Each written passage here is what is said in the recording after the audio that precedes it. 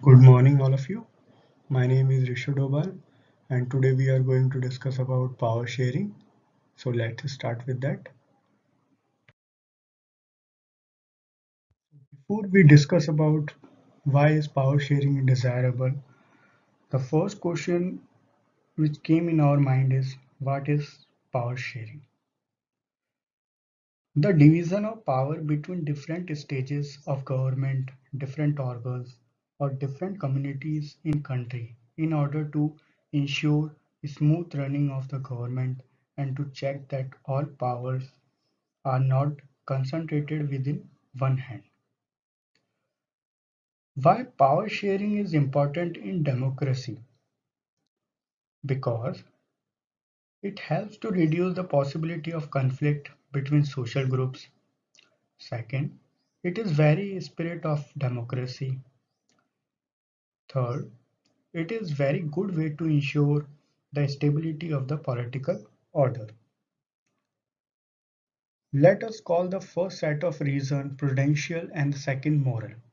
The prudential reasons stress that power sharing will bring out better outcomes, where the moral reasons emphasize the act of power sharing as valuable.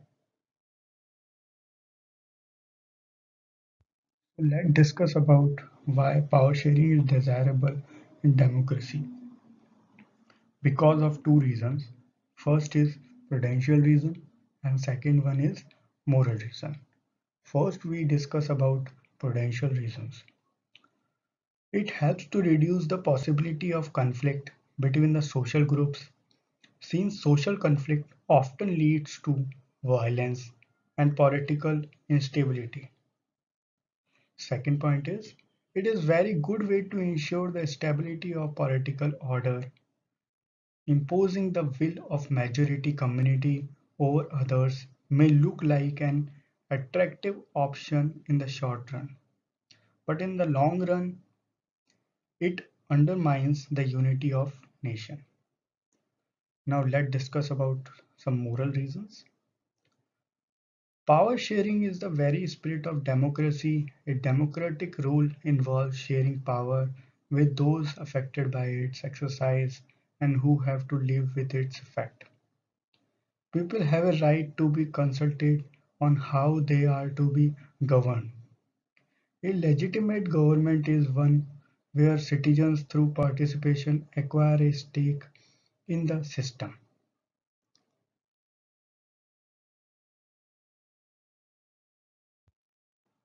Now let's discuss about forms of power sharing. There are two types of power sharing, horizontal division of power and vertical division of power. So now let's discuss first about horizontal division of power.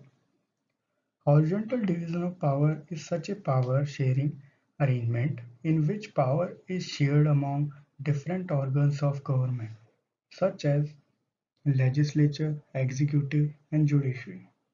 In, in horizontal division of power, different organs of government exercise different powers. This is the concept of separation of powers. Horizontal distribution specifies the concept of checks and balances in order to check the exercise of unlimited power of the organs. Now let's discuss about vertical division of power. Vertical division of power can be shared among governments at different levels like union, state and local levels of the government.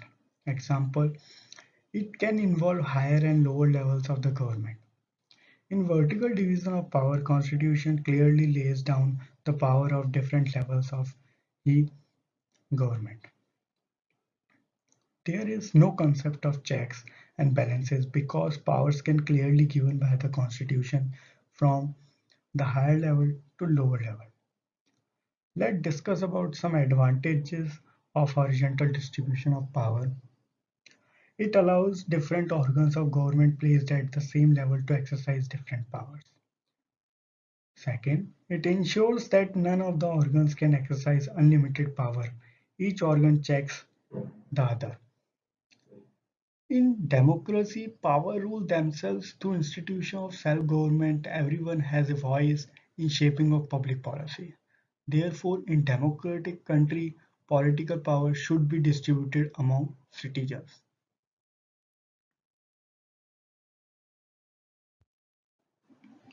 In modern democracies, power is often shared among different organs of the government. Let's discuss how. Power sharing between different organs of the government, such as legislature, executive, and judiciary. This system of power sharing is referred to as a system of checks and balances because all three organs are placed in the same level of the power. The power distribution ensures that no organ enjoy unlimited powers. Each organ exercises checks on the other. Thus, there is a balance of power. Let's discuss in detail.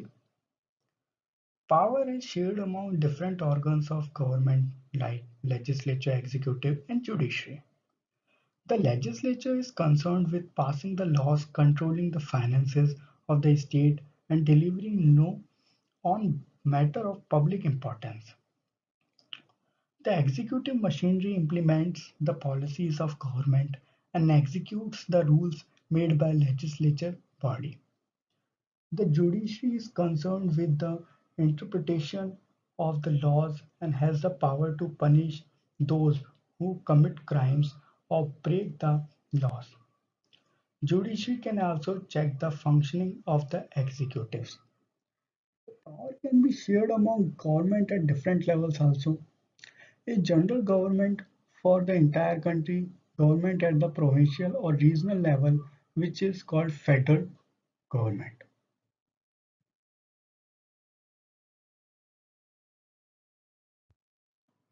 Power may also be shared among different social groups, such as religious and linguistic groups. Community government in Belgium is good example of this arrangement because in Belgium there is a special government called community government to look after the cultural, educational and language related issues.